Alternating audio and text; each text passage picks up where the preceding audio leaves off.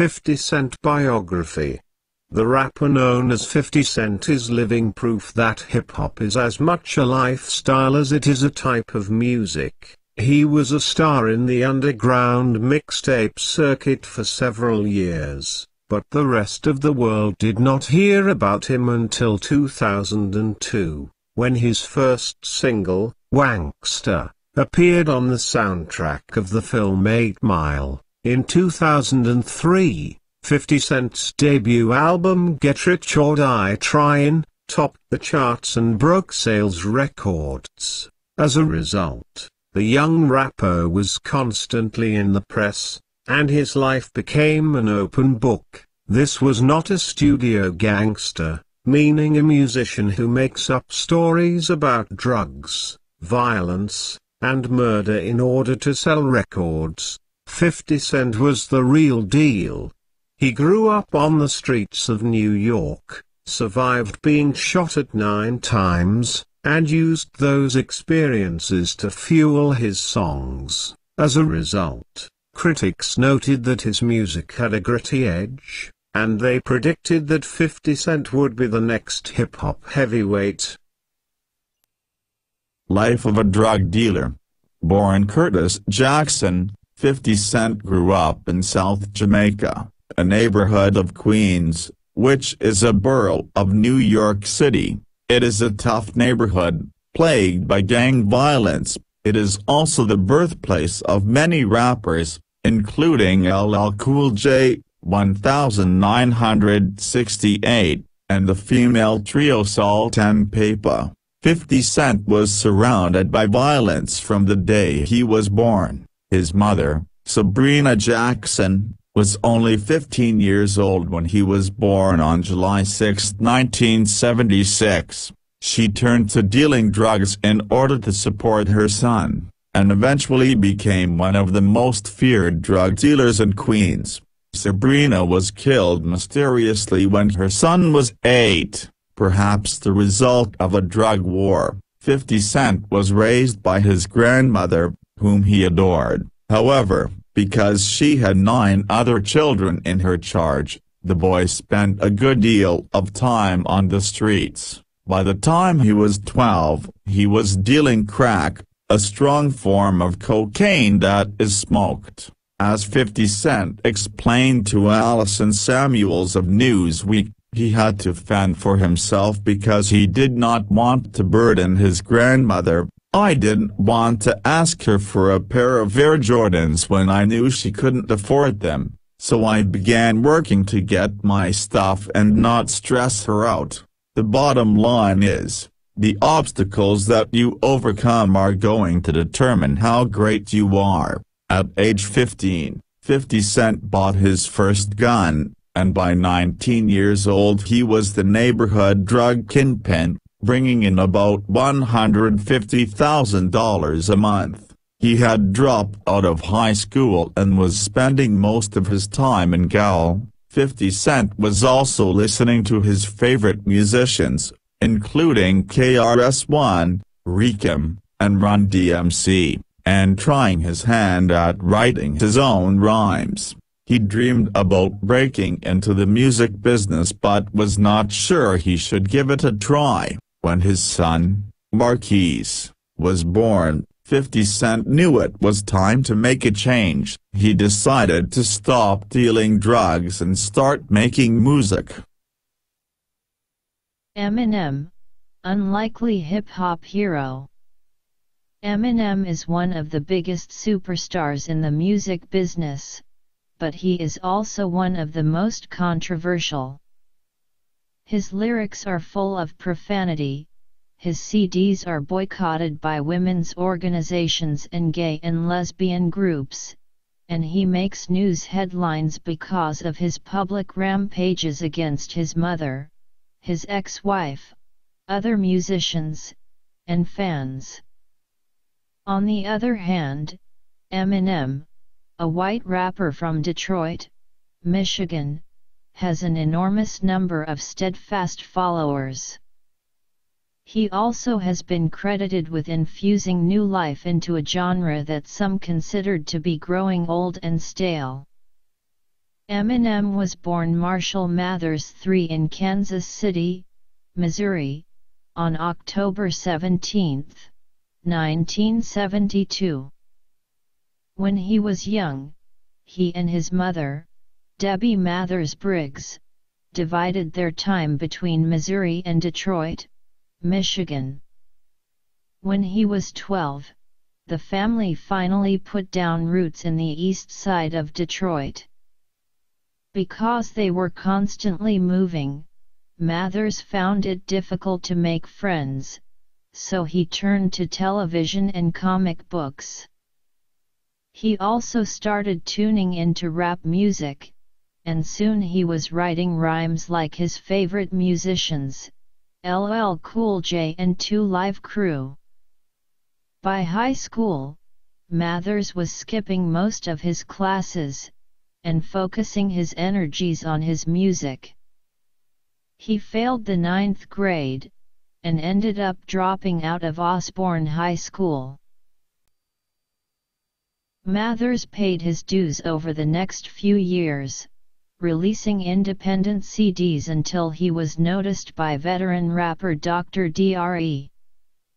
With Dr. Dre's help, the world was introduced to Marshall Mathers, also known as Eminem, also known as Slim Shady, the title of his 1998 debut CD.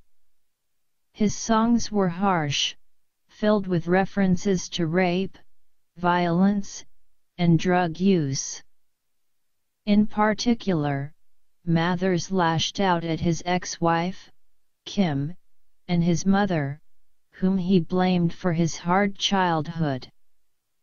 Critics loved him or hated him, parents protested, but millions of people bought his music and attended his concerts. The Slim Shady CD was followed by the Marshall Mathers LP, 2000, and the Eminem Show, 2002. Both sold millions of copies and earned several Grammy Awards. In 2003, the Eminem Show won the Grammy for Best Rap Album.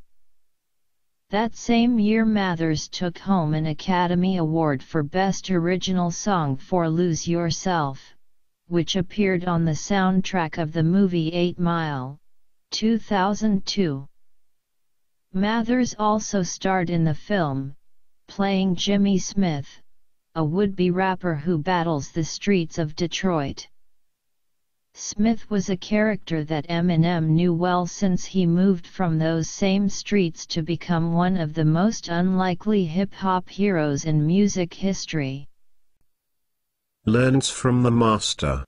In 1996, a friend of 50 Cent's introduced him to one of his boyhood idols, Master J, 1965 to 2002, a member of the pioneer rap group Run DMC. Jay was from the same neighborhood, and he saw a spark in the fledgling rapper. Soon, 50 Cent was studying with a seasoned musician. He was really patient with me, 50 Cent told Josh Tryin. Enough time, I would come in with rhymes, almost free verse, and he explained that they had to fit 16 bars of music. Once he said it, I got it.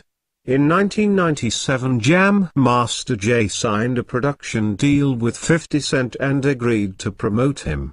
The songs 50 Cent produced were raw, and his lyrics were taken from his own life on the streets. As Evan Serpic of Entertainment Weekly wrote, they reverberated with authenticity. 50 Cent quickly became a hit in the underground world of hip-hop. This means he was recording and releasing discs independent of any major record company. As a result, the big record labels started to take notice of the street thug turned rapper. In 1999, Columbia Records signed a deal with 50 Cent and gave him a reported $65,000 advance. Master J received $50,000, and lawyers took the rest. So, even though he was a bona fide musician with a record deal, 50 Cent had no money. He kept his day job, which meant that he continued to sell drugs to make ends meet. Once they had 50 Cent under contract, Columbia was not sure what to do with him. Tired of waiting to release his first legitimate CD, 50 Cent cut his own single called How to Rob. The song was an attempt to get noticed by his label. As 50 Cent told Serpic, "I needed them to stop and look at me."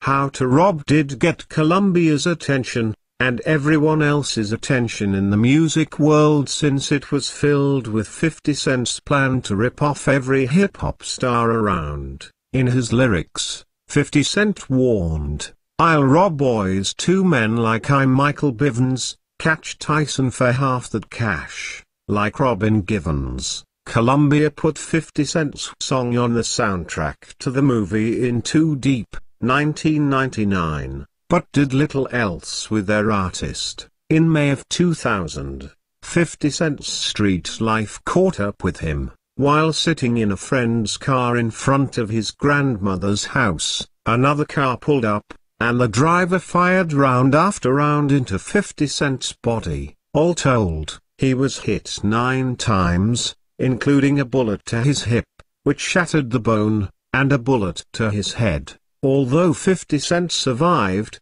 the close call was too much for Columbia Records, and the company dropped him from its label. Ever optimistic, the rapper returned to the mixtape circuit. A fan in Slim Shady. In 2002, 50 Cent wrote Wanksta, the song that would be his ticket to the big time.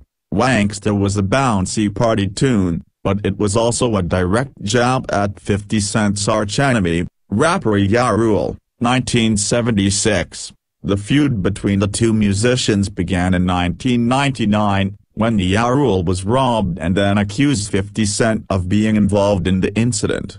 In the song, 50 Cent claims that his rival is merely a gangster wannabe. "You say you a gangsta, but you never copped nothing / you say you a wanksta and you need to stop frontin'." 50 Cent delivered Wanksta, along with a few of his other songs, to Paul Rosenberg, manager of the hottest rapper of the moment, Eminem. 1972, Eminem immediately called 50 Cent and asked him to come to Los Angeles. In June of 2002, 50 Cent signed on the dotted line for a reported $1 million, and was the first rapper to be promoted by Shady, Aftermath Records, Eminem's personal record label. According to Serpic, it was a match made in hip-hop heaven. Unlike Columbia Records, Shady, Aftermath immediately put 50 Cent to work. Later in 2002, 3 of 50 Cent's songs, including Wanksta, appeared on the soundtrack to 8 Mile, a movie loosely based on the life of Eminem. Wanksta received a lot of radio airplay, and listeners lined up to buy a CD by the new rapper. As a result, 50 Cent and Eminem went into the studio to work on 50 Cent's debut disc. Eminem produced several of the songs. Other tracks were produced by hip-hop legend Dr. Dre. 1965, the CD, titled Get Rich or Die Tryin, was released in February of 2003, and it immediately broke records. Just days after it debuted, it sold almost 1 million copies and made it to #1 on the Billboard charts. Get Rich or Die Tryin. Get Rich or Die Tryin sounded like an anthem for 50 Cent's life. He took shots at other rappers in such songs as You Not Like Me, where his target is Sean P. Diddy Combs, 1971, and he included dance cuts, like In Da Club, which became an immediate hit single. However, as David Brown of Entertainment Weekly explained, 50 Cent spent most of Get Rich or Die Tryin riffing on his crime-ridden past. Almost all the songs talked about drugs, guns, and death, and all of them were definitely R-rated. 50 Cent, however, was not apologetic about his lyrics. As he told Ebony magazine, "I curse to express how I feel. The things I've been through made me the way I am.